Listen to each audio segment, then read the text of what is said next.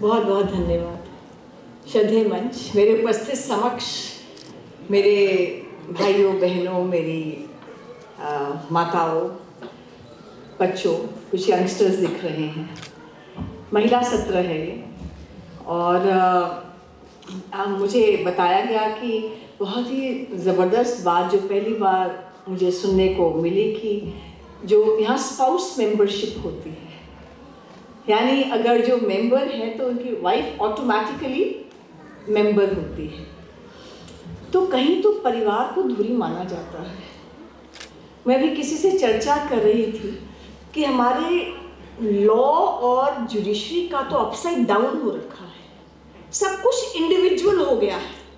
Individual मतलब अगर वो महिला कोर्ट है तो वहाँ बहू जो कहेगी वो ठीक, बाकी सब गलत। बच्चों की कोर्ट है तो बच्चे जो कहेंगे वो ठीक, बाकी सब गलत। जो बुजुर्गों का मेंटेनेंस ट्राइब्यूनल है वो जो कहेंगे वो ठीक, बाकी सब गलत।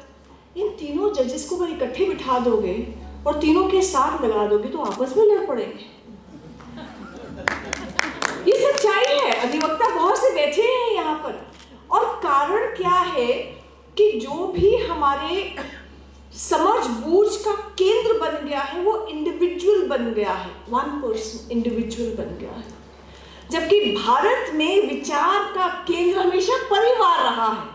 परिवार का सुख, परिवार में पति भी हैं, पत्नी भी हैं, बच्चे भी हैं। एक कमाएगा सब खाएंगे, कहते हैं वहां जो कमाएगा वही खाएगा। तो कहीं ना कहीं विचार का परिवर्तन आवश्यक है। हम उनके यहाँ से गुलाम तो हुए, पहले 800 साल गुलाम रहे मुगलों के शासनकाल में, फिर हम 200 साल गुलाम रहे, पर कहीं ना कहीं 70 साल से जो गुलामी की मानसिकता चली आ रही है और वो जो सब वेस्टर्न जीवन दृष्टि है, we need to come out. इसी को हम डीकोलोनाइजेशन कहते हैं। इसी को कहते हैं कि वो हटकर भारतीय विचार आना चाहिए। अब महिला की बात आती है तो महिला का सत्र अलग से। मैं कई बार सोचती हूँ, मैंने आज तक कौन सा महिला का विषय लिया है? दिल्ली दंगे तो महिला का विषय नहीं है। मुझे लगता है मैं कठुआ में जम्मू गई थी वहां तक जानने के लिए, वो भी क्रिमिनल इन्वेस्टिगेशन का सवाल था, महिला का विषय तो नहीं था। अभी ममता बनर्जी ने जो बंगाल में इतने लोगों का शोषण किया है, हमने अपनी ऑर्गेनाइजेशन ग्रुप ऑफ इंटेलेक्चुअल्स की ओर से हमने 5 महीने मई के बाद से लगभग 250 लड़कियों का इंटरव्यू किया जो पीड़ित हुई, वहां पर सेक्सुअल असॉल्ट से पीड़ित हुई, जिनके घर में लोग मरे हैं। 250 लोगों का इंटरव्यू करके मानवाधिकार आयोग में कंप्लेंट देकर वहां से FIRs लॉन्च करवाई है। तो मैं हमेशा मानती हूं कि बुद्धि है या विवेक है उसका कोई जेंडर नहीं होता। अपने यहाँ तो कभी रहा नहीं है। तो महिला विषय अलग, महिला सत्र अलग। Frankly speaking, I am not the right person for this. I'm not. मुझे ऐसा लगता है कि जो भी विषय है वो महिला का विषय है। जो भी विषय है, आतंकी बन रहा है, वो बॉम्ब ब्लास्ट कर रहा है, तो जब सबसे सफर करती है वो नारी सफर करती है, उसका परिवार छिन्न भिन्न होता है। टैक्सेस ज्यादा लगते हैं तो उसको घर में कटौती करनी पड़ती है। तो यू कैनॉट डिस्टिंग्विश। आदमियों के विषय है, महिलाओं के विषय है। तो मुझे एक बार कुटुंब प्रबोधन में उन्होंने कह दिया आपको आना है और महिलाओं को बताना है कैसे वो घर भी संभाले और बाहर भी संभाले। मैंने कहा don't call me, please don't call मी। तो मैंने उनसे 5 मिनट बात की। उन्होंने मुझे 4 साल में कभी नहीं बुलाया उसका क्योंकि मुझे लगा कि जो भारत में जन्म लेती है उसको बचपन से पता है कि मुझे घर भी संभालना है, पति भी संभालना है, बच्चे भी संभालने हैं, बाहर समाज का काम भी करना है, थोड़ा बहुत दूसरी बात भी देख लो। तो ये तो आप लोगों को देखकर जो मुझे ऊर्जा मिली, मैं तो बोलती ही गई। पर कोर्ट में ऐसा नहीं होता। आधे वकील बैठे, हमें कहा जाता है कि 3 मिनट में कह सकते हो तो कहो, वरना 6 महीने की डेट लो। तो मैं अपनी बात को, जो मुझे समय सीमा दी गई है, उससे बात पूरी करने की कोशिश करूँ। तो लगभग 2 या 3 मैं भागों में डिवाइड करती हूँ अपनी बात को। पहला, जो महिला का एक स्वरूप रहा हमारे भारत में क्या रहा, उसके बाद आज क्या रहा, और भविष्य में हम लोगों के सपने कहाँ तक हमें ले जाएंगे। मैं अपनी बात शुरू करती हूँ। तो सबसे पहले तो मैं कहती हूँ कि मैं जैसे दीदी ने कहा कि नमन करती हूँ, वंदन करती हूँ, अभिनंदन करती हूँ आप सभी का जो भारत में जन्मे हैं। भारत में जन्म लेना ही एक अभिनंदन की बात है। और आप वो हैं जो हमेशा से स्वतंत्र रही हैं, स्वच्छंद रही हैं, शिक्षित रही हैं, सम्मानित रही हैं। आपने तो वेद मंत्रों की रचना की है, आपने चुनौती दी है विद्वानों को, महर्षियों को, आपने चुनौती दी है यमराज को, शंकराचार्य को। और ये भारत में ही हुआ है कि किसी ने पत्थर नहीं मारा, किसी ने जलाया नहीं, किसी ने डायन कह के चौराहे पर घसीटा नहीं जैसे यूरोप में हुआ, क्योंकि आप भारत में जन्मी हैं, आपको विदुषी कहा गया। तीसरा उदाहरण जो मुझे हमेशा से ध्यान में आते हैं कि चुनौती दी सावित्री ने यमराज को कि मेरे पति को कैसे लिए जा रहे हो। शास्त्रार्थ हुआ, ये हमें कोई बताता नहीं है, हम पढ़ते नहीं है, शास्त्रार्थ हुआ, प्रश्नोत्तरी हुई, उसने प्रश्न पूछे यमराज से, यमराज ने उसके उत्तर दिए। वो इतना प्रभावित हुआ उसकी विद्वता से, उसने कहा सावित्री वरदान मांगो। उसने कहा मुझे 100 पुत्रों का वरदान दो। उसने कहा 100 पुत्रों का वरदान दिया। कहते पुत्रों का वरदान दिए जा रहे हो, मेरे पति को लिए जा रहे हो। सत्यवान के प्राण वापस करने पड़े, 400 साल तक जिए। उसके बाद चुनौती दी देवी भारती ने, सबको पढ़ना चाहिए। मंडन मिश्र और शंकराचार्य में आपस में शास्त्रार्थ हो रहा था। हमारे यहाँ ये नहीं कहते कि बाइबल ने कह दिया वो अल्टीमेट सत्य है, उसके अलावा कुछ नहीं, गीता ने कह दिया, नहीं। यह शास्त्रार्थ होता है कि आइए मैं ऐसा मानता हूँ, आप ऐसा मानते हैं, बैठिए और डिस्कस कीजिए। हमारे यहाँ डिस्कशन का स्कोप रहता है। तो शास्त्रार्थ हो रहा था मंडन मिश्र में और शंकराचार्य में। अब अंपायर कौन होगा, जज कौन होगा इतने बड़े विद्वानों में? तो मंडन मिश्र की पत्नी देवी भारती वो जज बनी। किसने ये नहीं कहा ये तो महिला है, इसको तो नारी सत्र में ले जाओ। ये आदमियों के सत्र में अंपायरिंग कैसे करेगी, ये जज कैसे, न्यायाधीश कैसे बनेगी? किसने नहीं कहा। तो शास्त्रार्थ हुआ, उसने भी साइड नहीं ली, पार्शियलिटी नहीं ली उसने कि मेरे पति हैं जिता दूं ना, घर में कलेश ना। उसने वहां ठीक से बताया कि शंकराचार्य जी विजय हुए। और उसके बाद उसने कहा शंकराचार्य जी आपकी विजय तो अधूरी है। क्यों? क्योंकि ये तो गृहस्थ है मंडन मिश्रा जी, तो आधी मेरे गृहस्थ की इकाई ये है, आधी इकाई मैं हूं। आपने आधी इकाई को हराया है, मुझे हराओ तो जानू। Shankaracharya ji accepted the challenge, ठीक है। फिर शास्त्रार्थ हुआ, यहाँ देवी भारती और यहाँ मंडन में, यहाँ शंकराचार्य जी। अच्छा, उनको भी पता था कि क्वेश्चन क्या पूछना है। हमारे लॉयर्स को पता होता ही, लॉयर्स को ध्यान रहता है कि जिसमें दूसरा व्यक्ति स्ट्रांग है वो तो पूछना ही नहीं। एफिडेविट में क्या लिखा है ये नहीं पूछेंगे, वो पूछेंगे एफिडेविट को किस नोटरी पब्लिक या ऑथ कमिश्नर के पास ले जाके आपने किया। कोई गया ही नहीं होता, आप फंस जाते हैं, है क्या नहीं? तो उन्होंने शंकराचार्य जी से उनके जीवन के, वो तो ब्रह्मचारी थे, गृहस्थ जीवन के ऐसे सवाल और व्यवहारिक सवाल पूछ लिए कि मैदान पस्त। वो कहते मुझे कोई इसकी नॉलेज है ही नहीं है। उन्हें उस समय हार माननी पड़ी। किसने मारा नहीं उसको, किसने जलाया नहीं, आज तक उसको विदुषी कहते हैं। और चुनौती दी भीष्म पितामह को द्रौपदी ने। द्रौपदी का चरित्र हमें पढ़ना चाहिए। हम केवल सुनते हैं अरे 5 पतियों की पत्नी थी द्रौपदी, नहीं, she was a very strong woman, very empowered woman. Draupadi का वो आप समय देखिए जब दुशासन बालों को खींचकर उसको यूं पटक रहा था, उस समय उसने कहा कि युधिष्ठिर जब खुद जुए में हार गया तो वो मुझे कैसे दांव पर लगा सकता है। प्रश्न पूछे उसने भीष्म पितामह से। जब वो खुद दांव पर लग चुका, हार चुका, और क्या मैं पत्नी कोई वस्तु है जिसको दांव पर लगा सके? उसने भीष्म पितामह से ऐसे ऐसे प्रश्न पूछे कि भीष्म पितामह चुप थे, कृपाचार्य चुप थे, पांडव चुप थे। आज भी वे प्रश्न हमारी पार्लियामेंट पे लिखे हुए हैं। द्रौपदी ने कहा वह सभा सभा नहीं जहाँ वृद्ध ना हो, वह वृद्ध वृद्ध नहीं जो धार्मिक ना हो, वह धर्म धर्म नहीं जिसमें सत्य ना हो, वह सत्य सत्य नहीं जिसमें छल हो। आज हम कहते हैं अरे भागी हो गए हैं हमारे घर के बच्चे, ऐसे ऐसे क्वेश्चंस पूछते हैं। रात को जब खाने पे बैठते हैं तो इस टाइप की बातें इंस्टाग्राम और फेसबुक से बोलते हैं कि कानों से धुएं निकल जाते हैं।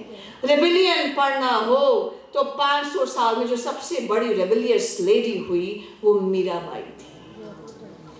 मीराबाई वो विधवा हो गई थी। मीराबाई जिनके पति का जब देहांत हुआ था शादी के 4 साल के बाद ही, तो उस समय विधवाओं का क्या था, सफेद वस्त्र पहनो, आप मंदिर में रहो। वो ना नाच सकती थी ना गा सकती थी, वो तो ऐसे कृष्ण के रंग में रंगी, वो नाचती भी थी, वो गाती भी थी। लोगों ने कहा विद्रोही हो गई है। समाज ने, उसके परिवार ने उसको विष दिया, उसके आत्मबल के आधार पर वो विष भी अमृत हो गया। आप इसे पिक्चर्स तो बहुत लोग देखते ही होंगे, कहने में थोड़ा झिझक रहती है, पर वो एक गाना बड़ा फेमस हुआ था, क्या कहने को जश्न बहारा है, इश्क भी देख कर हैरान है। क्या पिक्चर का नाम किसी को ध्यान है? धीरे धीरे बोल सके। जोधा अकबर। हीरो कौन था? ऋतिक रोशन। हीरोइन कौन थी? लिरिक्स किसने लिखे? Music director. अब आप देखिए, ऐसा हो सकता है कि हमें ऋतिक रोशन और ऐश्वर्या राय बताएंगे कि अकबर कौन था। बता सकते हैं? पता नहीं है, किसी को नहीं पता। अकबर द ग्रेट हमारे बच्चे बताते हैं हमें, लेकिन पूछना है तो दुर्गावती को पढ़ो और उनको समझो। दुर्गावती से पूछो कि अकबर कौन था। रानी दुर्गावती 14 साल से शासन कर रही थी, अपनी प्रजा को सुख दे रही थी, समृद्धि रही थी। अकबर की नजर पड़ गई, उसने कहा कि मुझे तो इसी से विवाह करना है। विवाह क्या करना है? अपने हरम में लेकर आना है। उनके पति की मृत्यु हो गई थी, उनके पिता की मृत्यु हो गई थी, रानी दुर्गावती की। तो अकबर ने अपने भतीजे को भेजा, आसफ खां को, जाओ रानी को मेरे हरम में लेकर आओ। रानी ने कहा मर जाऊंगी, मार दूंगी, तेरे हरम में नहीं आऊंगी। रानी की सेना ने अकबर के आसफ खां की सेना को परास्त कर दिया। उसने दुगनी सेना को भेजा। रानी पुरुष वेश धारण करके आई और उसने वहां पर लड़ाई लड़ी और अंत में उसको लगा कि मैं दुश्मनों के हाथ में आ जाऊंगी। तो उसने आसफ खां से, उसने अपने आधार सिंह से कहा, अपने सेनापति से, कि अगर मैं दुश्मन के हाथ में आने लगूं तो कटार लेकर मेरे सीने में घोंप देना, मेरी गर्दन काट देना। नहीं तो उसमें हिम्मत नहीं हुई। पर रानी को लगा कि मैं मर जाऊंगी, मैं इनके हाथ में नहीं आऊंगी। तो उसने अंत में कटार ली और अपने सीने में घोंप दी। ये थी दुर्गावती और ये था अकबर। तो इसलिए पता करना हो तो जो हम सुनते हैं, हमारे महापुरुष हैं, विवेकानंद जी को हम सब जानते हैं, मैं उनके बारे में बात भी करने वाली हूँ। पर एक बार द्रौपदी को, दुर्गावती जी को, इनका जीवन कैसा रहा ना, मैं कहती हूँ दे वर द एम्पावर्ड वुमन। जो हम आज नहीं कर पा रहे, इन्होंने उस समय में किया था। घर भी संभाला था, परिवार भी संभाला था, समाज भी संभाला था और राष्ट्र की ओर काम किया था। और क्या है गाना, पैसा पैसा करती है, दृष्टिकोण देखिए बॉलीवुड, पैसा पैसा करती है, क्यों पैसे पे तू मरती है। पिक्चर का नाम दे देना। हीरो अक्षय, हीरोइन धीरे धीरे हाथ, कैटरीना, लिरिसिस्ट, म्यूजिक डायरेक्टर। देखिए दृष्टिकोण देखिए। पैसा तब आता है कि परिवार धुरी नहीं रहता केंद्र की, ना लॉ की ना समाज की। जो बाहर से इंपोर्ट किया ना वही रहता है, मी versus you, husband versus wife, ये सब रहता है। इसलिए जरूरत है संघ की, संघ परिवार की, जो कहते हैं कि भारत में परिवार ही धुरी है, सब कुछ परिवार ही है। आई नहीं है, सिर्फ आई भी बनता है। तो आजकल तो 2 आई मिलके शादी भी कर लेते हैं, पता भी नहीं चलता कौन आई मिसेस है और कौन आई मिस्टर है, पता भी नहीं चलता। तो हमारे यहाँ कल्पना क्या थी? हमारे यहाँ पर याज्ञवल्क्य जी, आप कह सकते हैं आज के वो बाबा रामदेव जी भी थे और अंबानी भी थे। उनके पास ज्ञान संपदा थी, उनके पास धन संपदा थी। ऐसे जबरदस्त ऋषि याज्ञवल्क्य जी थे। और ऋषि याज्ञवल्क्य जी की 2 पत्नियां थी, एक कात्यायनी और एक मैत्रेयी, जिनके नाम पे कॉलेजेस भी हैं, आपने मालूम होगा। तो जब ऋषि याज्ञवल्क्य जी ने कहा कि मैं भौतिक संपदा छोड़ना चाहता हूँ, मैं जंगल में जाना चाहता हूँ, मैं ज्ञान के काम में लगना चाहता हूँ, तो मैत्री से कहा, कात्यायनी से कहा आदि संपत्ति तुम ले लो, आदि संपत्ति तुम ले लो। मैत्री ने कहा मैं इस भौतिक संपत्ति का क्या करूँगी, मुझे तो ज्ञान संपदा चाहिए, मैं आपके साथ जंगल में जाऊँगी। उन्होंने सारी संपत्ति को त्याग कर वो ऋषि याज्ञवल्क्य के साथ वो जंगल की ओर गए, और वहां जो कई साल तक वो रहे, उनका शस्त्रार्थ हुआ, उनकी बातचीत हुई, उससे वेदों की ऋचाएं लिखी गई। आप देखिए कितने ही नाम हम ले सकते हैं, जीजाबाई जी, रानी चेन्नम्मा जी, रानी लक्ष्मीबाई जी, कैसे कर पाए ये लोक मुद्रा? किसी को नहीं मालूम लोक मुद्रा जी ने क्या किया। लोक मुद्रा कौन है? कॉलेज में किसी ने कहा वो बिग बॉस की कंटेस्टेंट है। जिस माँ बाप ने लोक मुद्रा नाम रखा होगा, कुछ सोच के ही रखा होगा लोक मुद्रा, पर बच्चों को नहीं पता।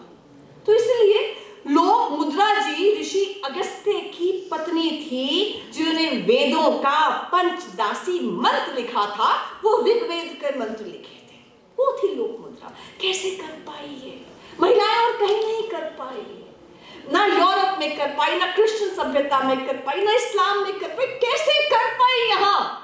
इसलिए कर पाई क्योंकि वो भारतीय संस्कृति में जन्मी थी, और यहाँ जब महादेव भी आते हैं धरती पर तो अर्धनारीश्वर का अवतार लेकर आते हैं कि जो ईश्वर है वो आधा नर है, आधा नारी है।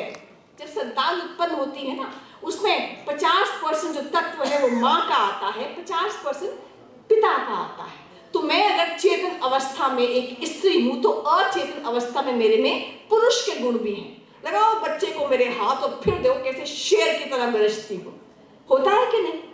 तो ऐसे ही जो आप देखिए, जो पिता होता है, जो आदमी होता है, उसमें जो चेतन अवस्था होती है वो पुरुष की होती है, पर अचेतन माँ बीमार हो जाए तो क्या हाल होता है पुरुष का। वो जो फेमिनिन क्वालिटीज आती हैं, तो हमें अंतर नहीं है, हम एक जैसे हैं। इसलिए हम कहते हैं ना कि जब आत्मा का, बुद्धि का, विवेक का लिंग नहीं होता तो परमात्मा का लिंग कैसे हो सकता है?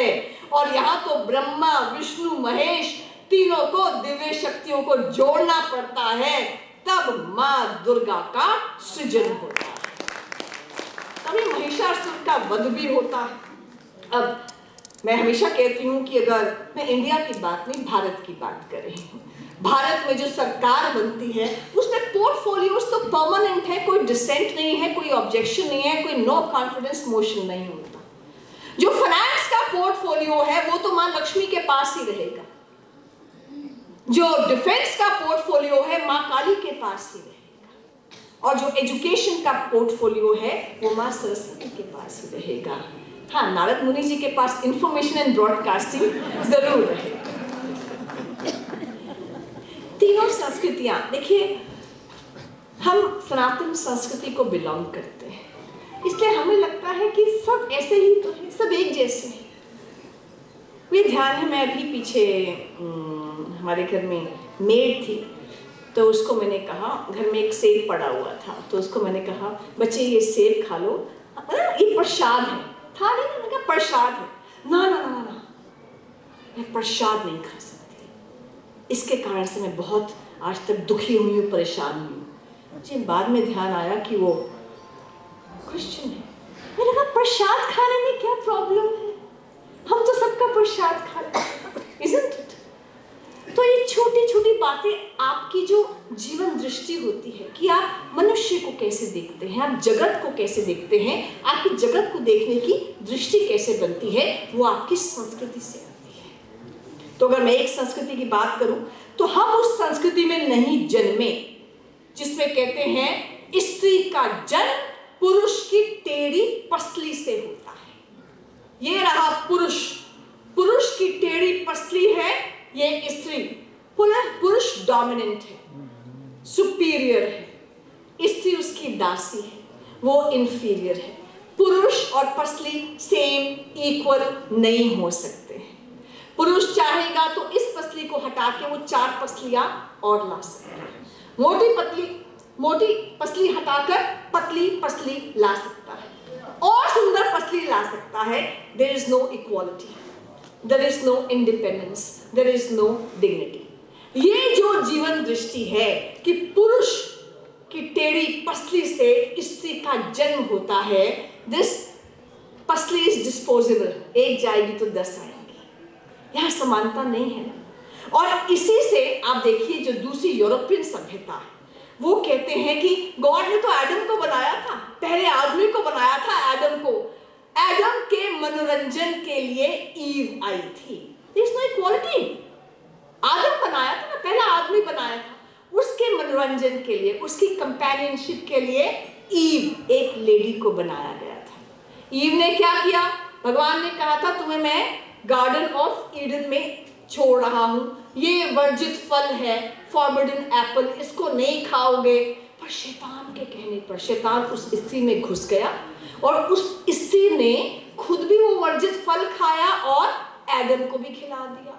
तो दुनिया की जो पहली पापिन है वो स्त्री है। उसी ने जो एडम था उसको धर्म की राह से अलग भटका दिया। गॉड ने उठाया उनको स्वर्ग से, दोनों को धरती पर पटक दिया। और तब से जीवन दृष्टि चली आ रही है कि औरत, she is the first Sinner, वो पहली पापिन है। इसलिए यूरोप में, वहाँ फ्रांस में, इंग्लैंड में, कंट्रीज में चौराहों पर खड़ा कर करके औरतों को डायन कह कह के पत्थर मार दिए गए, मार दिया गया उनको, जला दिया गया उनको। ये आत्मा तो है ही नहीं है, ये तो सिनर है, पापिन है, डायन है। इसलिए इन दोनों संस्कृतियों में सेक्स स्लेव्स परमिसिबल है। अफगानिस्तान में क्या हो रहा है आज की डेट में? क्या हो रहा है? किसी भी औरत को उठा के ले जाती है, सेक्स स्लेव है। यजीदी महिलाओं के साथ क्या हुआ था? भारत में क्या हुआ था? तो ये जीवन दृष्टि होती है जो भारत की नहीं है। और हम ये ना सोचें कि सबकी जीवन दृष्टि वैसी है जो हमारी, ऐसा नहीं है। इसलिए अपनी जीवन दृष्टि को बचा के रखें, अपने विचार को बचा के रखें, जो आगे हमारे बच्चे हैं उनको ये बताते रहें। आगे फेमिनिज्म तो बहुत बुरी चीज है, हम जानते हैं। फेमिनिज्म क्या था? फेमिनिज्म था कि जो यूरोप में, अमेरिका में स्त्रियां खड़ी हो गई, व्हाट नॉनसेंस, तुम कहते हो कि हम पापिन हैं, हमें आत्मा नहीं है, हम इंसान नहीं है। कनाडा में उन्होंने कहा राइट टू वोट दो।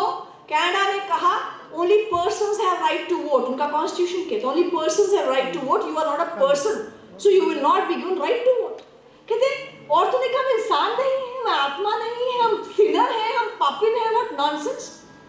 उन्होंने अपना संघर्ष शुरू कर दिया जीवन दृष्टि के खिलाफ और आदमियों के खिलाफ। उन्होंने कहा हमें इक्वल राइट्स चाहिए, हमें सम्मान चाहिए, हमें लिबर्टी चाहिए, हमें डिग्निटी चाहिए, हमें मैटरनिटी रिलीफ चाहिए, मातृत्व की फैसिलिटीज चाहिए, हमें इक्वल पे चाहिए। द आंसर वाज नो, नहीं मिलेगा। इसलिए आदमियों के खिलाफ उन्होंने संघर्ष शुरू किया। यूएसए में 1920 तक जब 33 प्रेसिडेंट्स बन चुके थे यूएसए के, तब तक आप देखिए राइट टू वोट महिलाओं के पास था ही नहीं। यूके में 1928 तक महिलाओं के पास राइट टू वोट था ही नहीं। स्विट्जरलैंड में कहते हैं बच्चे पैसे इकट्ठे करें, बच्चे की शादी करेंगे, इनको ना हनीमून के लिए स्विट्जरलैंड भेजेंगे। स्विट्जरलैंड में 1971 में राइट टू वोट मिला और 1959 में रेफरेंडम हुआ। आदमियों बताओ, should women be given right to vote? Answer was no. They don't deserve it. Right to vote नहीं मिला।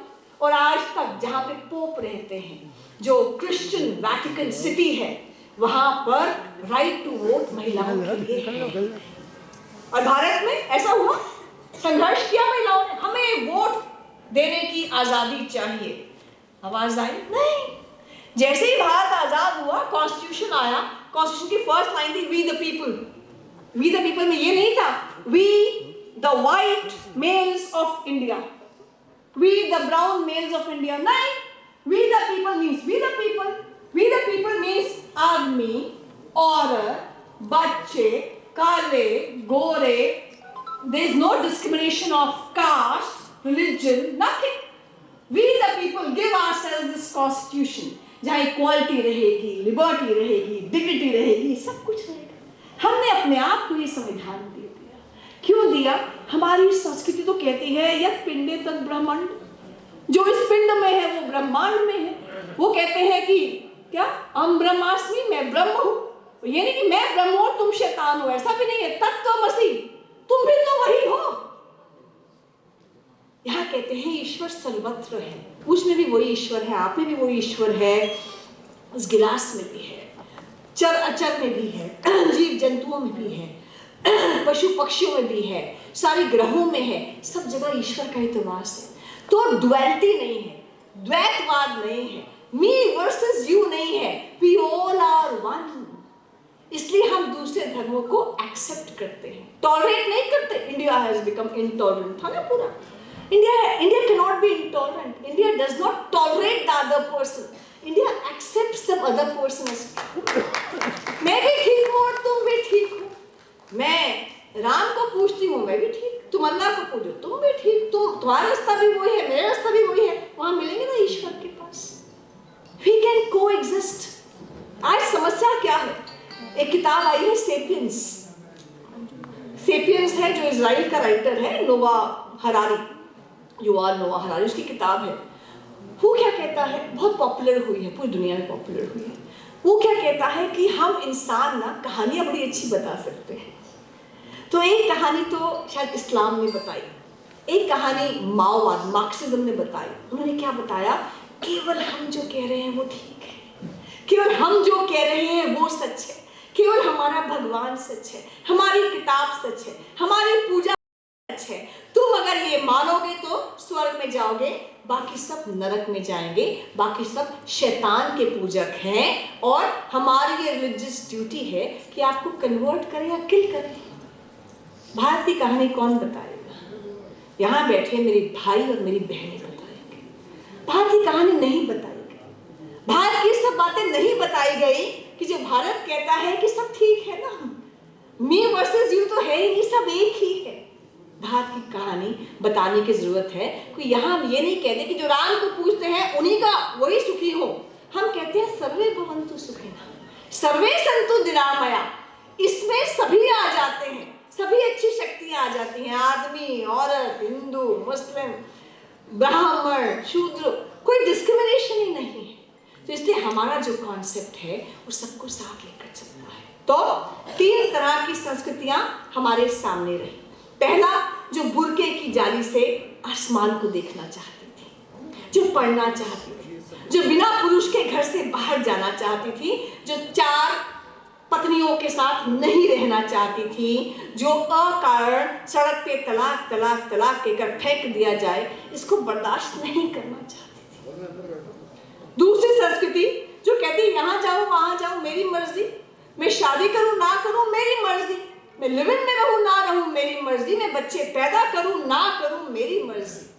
तो वो और उसकी मर्जी आगे निकल गए, परिवार, बच्चे, सुख सब पीछे छूट गया। भारत की संस्कृति क्या है? भारत की संस्कृति कहती है कि आदर्श है लक्ष्मीबाई। रानी लक्ष्मीबाई के एक हाथ में तलवार रहती है, एक में घोड़े की नाल रहती है और पीछे बच्चा बंधा रहता है। वो घर भी संभालती है, वो परिवार भी संभालती है, वो बच्चे भी संभालती है, वो अपना करियर भी संभालती है, वो समाज का काम भी करती है और वो राष्ट्र का काम भी करती है। इसलिए हम कहते हैं शिव शक्ति के बिना शव है। हमारे यहाँ शिव भी है और शक्ति भी है। तभी मैंने कहा यहाँ जितनी भी मेरी बहनें आई हैं मैं उनका नमन करती हूँ, क्योंकि वो घर भी संभालती हैं और समाज का काम भी साथ कर रही हैं। आखिर में मैं बस 3 मिनट में अपनी बात समाप्त करूंगी। आप कहेंगे मैम ठीक है, पहले की बात ठीक है, आपने देवी की बहुत बात कर ली, पर आज का कंडीशन क्या है सोसाइटी में? निर्भया होती है और निर्भया के बाद कई निर्भया और हो जाती है, उसकी बात भी तो कीजिए। चुनौती तो है, जन्म से लेकर मरण तक चुनौती है। 1000 साल की जो दास्ता है उसने हमारा दृष्टिकोण बदल दिया है। घर से लेकर समाज से लेकर राष्ट्र में चुनौतियां हैं, समस्याएं हैं, सामंजस्य बिठा कर हमें आगे बढ़ना है और आगे बढ़ रही है, खूब आगे बढ़ रही है। तो चारों ओर देखती हूँ ना, यहाँ वो घर भी संभाल रही है, समाज भी संभाल रही है, वो आगे बढ़ रही है, खुश भी रहती है। अब मुझसे किसी ने मैंने पढ़ा था कहीं पर कि किसी ने एक नोबेल पीस प्राइज विनर से पूछा, how can you have piece in the house, घर में शांति कैसे आ सकती, how can you have piece in the world, दुनिया में शांति कैसे आ सकती है। तो ये कहा, have piece in your house. तो इसी के लिए सम्मान और समानता कैसे आ सकती है, आप सम्मान घर में देना शुरू कीजिए, विश्व में तो आ ही जाएगी। और एक चीज़ और जो केवल स्त्रियों के लिए नहीं, पुरुषों के लिए नहीं, सभी के लिए है, इर्रिस्पेक्टिव ऑफ एज ग्रुप है, वो है कि स्वामी विवेकानंद जी की आपने बात कही, उनकी मैं 2-3 बातें बस कहूँगी कि स्वामी विवेकानंद जी ने क्या कहा था कि सपना देखो, बड़ा सपना देखो। तो जिंदगी तो एक ही बार मिलती है ना, अगली बार पता नहीं। वो ऋषि चारवाक क्या कहते हैं, खाओ पियो मौज करो, कर्ज लो और घी पियो। किसने देखा है कि इस जीवन के बाद जीवन है कि नहीं है? किसने उनको गैलीलियो और सोक्रेट्स की तरह जलाया नहीं, उनको जहर का प्याला नहीं दिया। यहाँ फ्रीडम ऑफ स्पीच है। चारवाक जी को भी ऋषि कहा गया, उनकी फिलॉसफी को भी पढ़ा गया, isn't it? तो इसलिए स्वामी विवेकानंद जी क्या कहते हैं, सपना देखो और बड़ा सपना देखो। सपना देखने की उम्र नहीं होती। आप सोते जागते खाते पीते उसी सपने के बारे में सोचो, आप उस सपने को पालोगे। अभी पद्मश्री का अवार्ड मिला ना, तुलसी अम्मा को मिला। तुलसी अम्मा एक चादर लपेटकर राष्ट्रपति जी के पास अपना अवार्ड लेकर आई थी। चप्पल नहीं है, ब्लाउज नहीं है, एक चादर लपेटकर अपने वो फटे हुए हाथों से वो वहां पर अवार्ड ले रही है और झुककर राष्ट्रपति जी का अभिवादन कर रहे हैं। वो फोटो देखी थी, राष्ट्रपति जी और प्राइम मिनिस्टर साहब उनका अभिवादन कर रहे हैं। क्यों अभिवादन कर रहे हैं, क्या था? 2 साल की थी और बचपन में पिता की डेथ हो गई थी। 12 साल की थी तो पति की 12 साल की होगी तो शादी हो गई थी। शादी भी अपने से बहुत बड़े अधेड़ आदमी के साथ हुई और घर में पैसे नहीं थे। ऐसे ही बस जीवन चल रहा था। पर उसको प्यार था, उसको पेड़ पौधों से प्यार था, उनको जड़ी बूटियों से प्यार था। अच्छा, ये उन्होंने कहीं सीखा नहीं था, ये उनका जज्बा था। वो लगातार पेड़ पौधों की सेवा करती रहती, जड़ी बूटियों को पढ़ती रहती। उनको पढ़ती मतलब स्कूल तो कभी गई नहीं थी, पर इसका ये फायदा है, इसका ये लाभ है, इसका ये नुकसान है। धीरे धीरे उनको इतनी जबरदस्त इसकी इंफॉर्मेशन और नॉलेज हो गई कि वहाँ के वन विभाग ने उनको वहाँ पर कार्य पे ले लिया, नौकरी दे दी। वन विभाग से रिटायर भी हुई, उसके बाद भी वही उनका रूटीन रहा, क्योंकि वो अपने पैशन को परस्यू कर रही थी। वो लगातार जड़ी बूटियों के बारे में पढ़ती रहती, वहाँ पढ़ती मतलब जीवन के अपने एक्सपीरियंसेस से पढ़ती रहती और देखती रहती। आज उनको इंडिया की one of the best environmentalist का अवार्ड मिला है। उन्होंने ये नहीं सोचा कि मैं एनडीटीवी पे आऊंगी, मैं 2 पौधे लेकर जाऊंगी, इंटरव्यू हो रहा होगा 5 स्टार में बैठकर, मैं एनवायरमेंटलिस्ट नहीं। She just pursued her passion, जो उनको अच्छा लग रहा था वो करती रही। अरुणिमा सिन्हा का नाम सुना है, 30 साल की लड़की। वो तो यूपी से दिल्ली आ रही थी, नेशनल वॉलीबॉल प्लेयर। वहां कुछ डकैतों ने हमला कर दिया, पढ़ा सुना आपने? रेलवे में डकैती पड़ गई, हमला कर दिया, इसने वापस उनको मारा, मुकाबला किया, डकैतों ने उठाकर उसको रेलवे ट्रैक पर फेंक दिया, दूसरी गाड़ी गई, इसके घुटनों के नीचे से दोनों टांगे काटती हुई चली गई। इसका सपना था कि मैं माउंट एवरेस्ट चढ़ूंगी, पर्वतारोही थी। तो जब हॉस्पिटल बेड पर उठी, इसने कहा अपने डॉक्टर से कि डॉक्टर साहब आप बताइए कि मैं कब उठ सकती हूँ? उठ सकती हूँ, जल्दी क्या है उठने की? डॉक्टर साहब मुझे माउंट एवरेस्ट चढ़ना है। कहते हैं तुम टॉयलेट तक नहीं जा सकती हो। तो माउंट एवरेस्ट की बात करें, तुम्हारे पैर कट गए हैं, लेकिन उसका जज्बा देखो आप, with in a few years वो माउंट एवरेस्ट पर चढ़ गई और माउंट एवरेस्ट के साथ साथ दुनिया की 5 सबसे ऊंची चोटियों पर चढ़ गई। वो रोई नहीं, पैर नहीं है क्या करूंगी, घर में पापा मम्मी हेल्प नहीं कर रहे हैं क्या करूंगी, ये नहीं है क्या करूंगी, रोई नहीं हो। उसे पता है कि जिंदगी तो एक ही बार मिलती है, उस जिंदगी का भरपूर मैं जो कर सकूं करूं। उसने अपने पैशन को परस्यू किया और वो आज उसको पद्मश्री मिल गया। तो इसीलिए स्वामी विवेकानंद जी कहते हैं कि तन मन धन से उस सपने को साकार करने में लग जाओ। क्या ओम शांति ओम का डायलॉग? जब आप किसी चीज को दिलो जान से चाहते हो तो सारी कायनात आपको उससे मिलाने की साजिश करती है। इसे सोचो हो जाएगा, सोचो हो गया हो जाएगा। उसके बाद स्वामी विवेकानंद जी ने कहा निर्भीक बनो, सारी उम्र हम डर डर कर ही जिए। हाय 12वीं में नंबर ना आए बच्चे के तो, हाय 12वीं में नंबर तो आ गए, कॉलेज में एडमिशन ना मिला तो, हाय एडमिशन तो मिल गया, सब्जेक्ट नहीं मिला तो, सब्जेक्ट तो मिल गया, नौकरी नहीं मिली, नौकरी मिल गई तो लड़की नहीं मिली, लड़की में तो कैसी लड़की आएगी, आगे लड़का होगा कि नहीं। अरे बाबा रे, कितना डरते हैं। अपना पता है कोविड में क्या होने वाला है, कितना डरते हैं हम लोग, कितना डरते हैं। मेरे पास 3 मिनट और है मेरे पास। हाँ। मेरे पास में ध्यान है, हम शिवालिक में रहते हैं, तो वहीं पर एक हमारी नेबर है, थोड़ी सी दूर रहती है, और बच्चे के 12th में मार्क्स आए तो मुझे लगा कि कुछ अच्छा सा शाम को पार्टी करनी चाहिए। तो मैं जा रही थी सामान लेने के लिए, तो तभी वहाँ से मुंह लटका कर मिली मुझे। मैंने कहा क्या हो गया, आपकी बेटी के भी तो 12th के एग्जाम थे। Yes Monica, marks. मैंने कहा क्या हो गया, मुझे लगा फेल हो गई। तो कहते हैं आपकी बेटी के, मैंने कहा 75%। मैं तो पार्टी करने जा रही थी। और मैंने कहा आपके 94.5%। और ऐसे लगा कि डिप्रेशन में गिर जाएगी। तो मैंने कहा प्रॉब्लम क्या है 94.5 में? यू नो उसकी बेस्ट फ्रेंड के 95% मार्क्स आ गए। ये हमारी खुशी को तय कर रहे हैं, ये खुशी को तय कर रहे हैं। आजकल बच्चे में एग्जाम्पल देते हैं, कोई इलॉन मस्क का देते हैं, जेफ बेजोस का देते हैं, माइक्रोसॉफ्ट का देते हैं एग्जाम्पल। वो सब कहते हैं मम्मा ये ना ड्रॉप आउट्स थे कॉलेजेस के। तो हम कहते हैं सारे ड्रॉप आउट्स ये नहीं बनते, ये भी ध्यान रखना। लेकिन आप देखिए हमारी खुशी कितनी छोटी छोटी बातों पर। हम 75% वाले पार्टी कर रहे हैं और लगभग 95% वाले रो के डिप्रेशन में जा रहे हैं। उसका मुंह लटका, उसकी बेटी का मुंह लटका हुआ था। उससे अगर आपका अच्छे कॉलेज में एडमिशन आ भी गया, आप लाइफ में सक्सेसफुल हो भी गए, पर आपकी जो जीवन दृष्टि है ना, वो यही है कि वो इन मटेरियलिस्टिक चीजों पर डिपेंड करेगी। 0.5 और आए तो खुश होंगी, वरना मैं रोती रहूंगी। नहीं, I should be happy in life.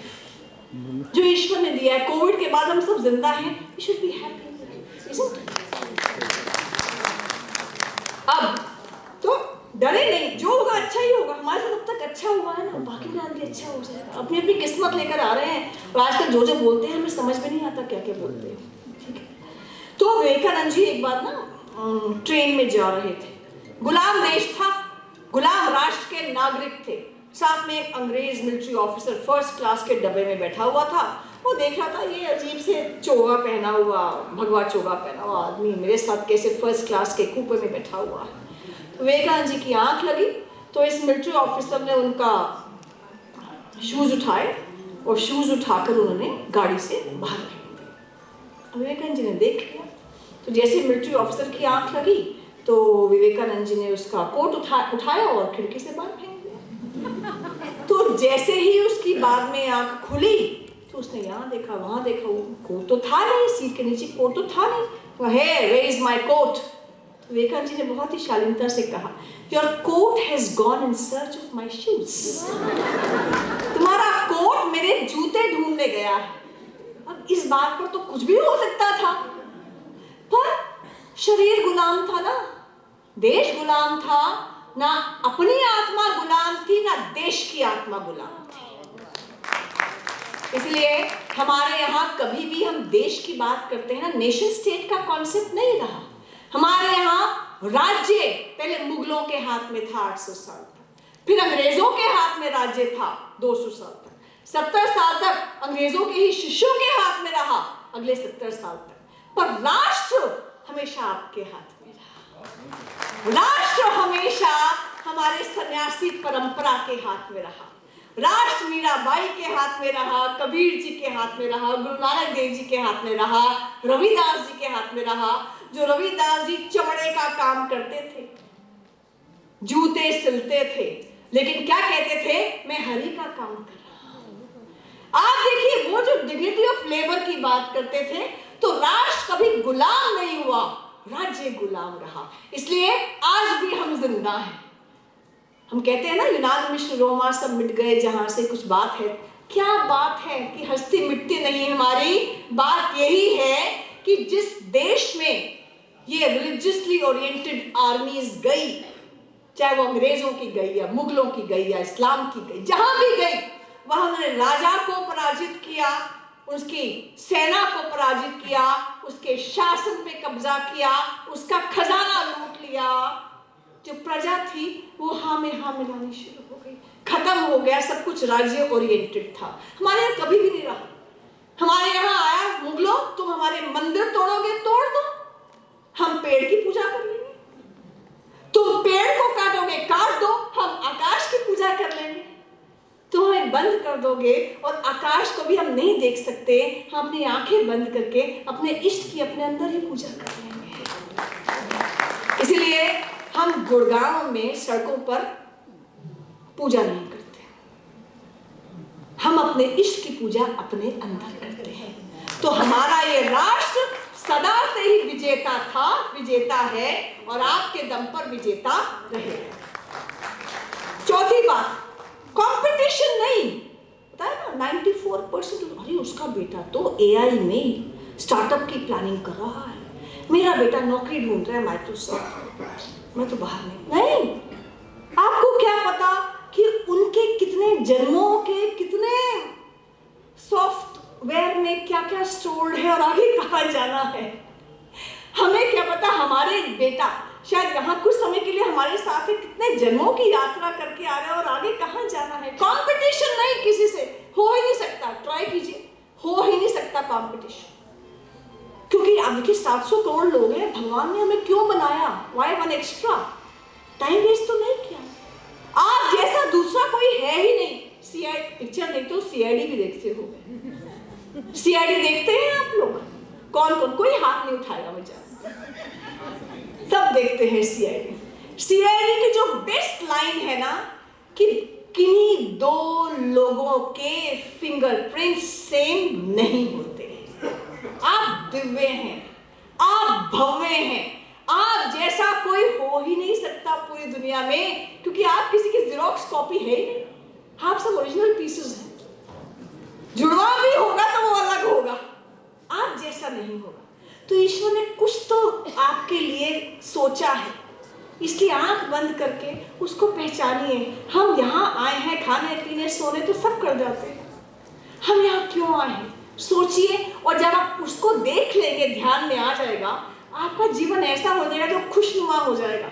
अब 24 घंटे उसी के काम में लगे हैं, जिस कॉज के लिए आए हैं वही कर रहे हैं, you will be a happy soul. और आजकल तो जिसको देखो रोता रहता है, जिसको देखो। आपके अंदर अगर करेले और नीम की दुकान होगी, आप करेला और नीम दुनिया को देंगे, घर को भी देंगे, दुनिया को भी देंगे। और आपके अंदर अगर मिठाई की और गुलाब जामुन की दुकान होगी, तो पति, बच्चे, घर, परिवार, दुनिया में हम वही देंगे। कोशिश करके अपने कॉज को देखिए, आपको ईश्वर ने क्यों बनाया है। उस कॉज को देख लेंगे, खुश रहेंगे और चारों ओर खुशी बांटेंगे। ये मैं बहनों के लिए भी कह रही हूँ, भाइयों के लिए भी कह रही हूँ, दोनों के लिए कह रही हूँ। आखिरी बात, सपना जो देखेंगे वो सपना ऐसा हो जो जीवन को, परिवार को, समाज को और राष्ट्र को सुखमय बनाए। मैं तो जेएनयू की मेन वकील हूँ, पिछले लगभग 60 साल के जेएनयू के सारे केस कर रही हूँ।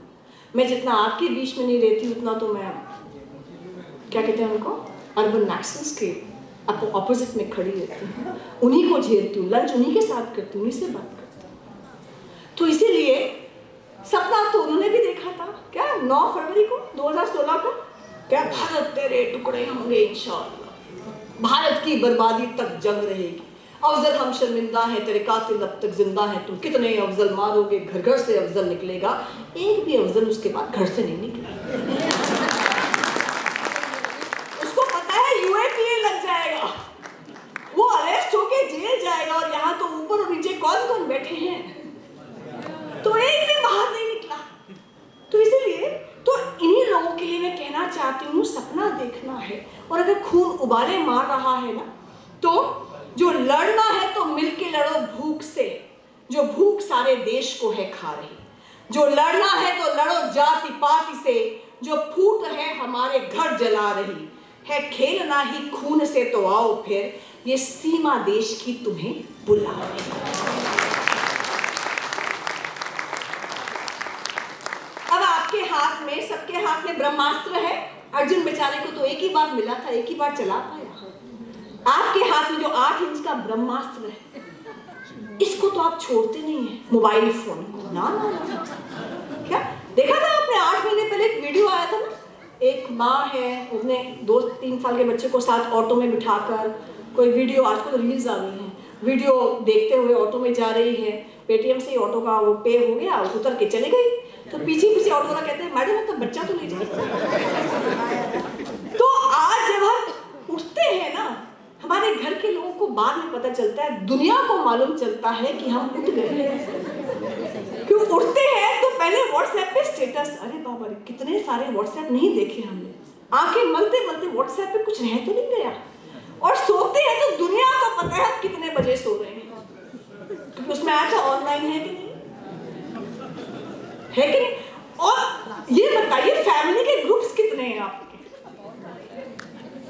मतलब किसी को कुछ भेजना है वो कहीं चला जाता है। कारण क्या है? मायके की फैमिली, ससुराल की फैमिली, भाई की फैमिली, बहू की फैमिली, इसकी फैमिली, उसकी फैमिली, इंडिया की फैमिली, ऑस्ट्रेलिया, कितनी फैमिली ग्रुप्स हैं आपके।